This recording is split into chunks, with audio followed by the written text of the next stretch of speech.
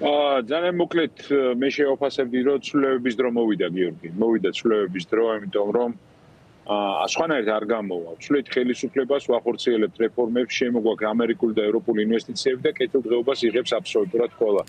ეს არის ის გზა, რომელიც ჩვენ უნდა გავიაროთ აუცილებლად, იმიტომ რომ ხა ივანიშვილის პარტია არის მთავარი შემაფერხებელი ახლა საქართველოს, ხო?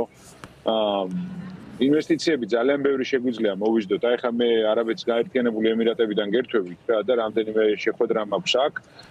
ძალიან მნიშვნელოვანი, სწორედ საინვესტიციო ჯგუფებთან, რომელთაც ჩვენ ეკონომიკურ გეგმას ვამუშავებთ, ესთავთ ამას და გვინდა რომ საზოგადოებას წარუდგინოთ, უფრო მეტ დეტალს მოგვიანებით გაგაცნოთ.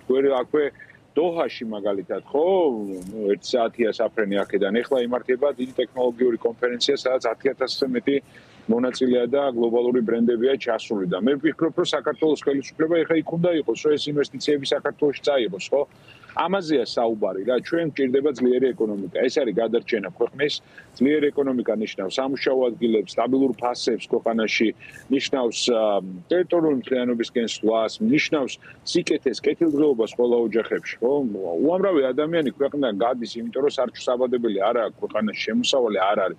ყოველი მეორე ახალგაზრდა უმუშევარია და ამას მხოლოდ ეს ეკონომიკური დიდი გარდაქმნა უშველის, რომლისთვისაც ჩვენ ვემზადებით და სალომე ზურაბიშვილის გამოსვლას მე ცალსახად შევაფასებდი მთავარი გზავნილი, მე ესე გავიგე, რომ ცვლილებების დრო მოვიდა.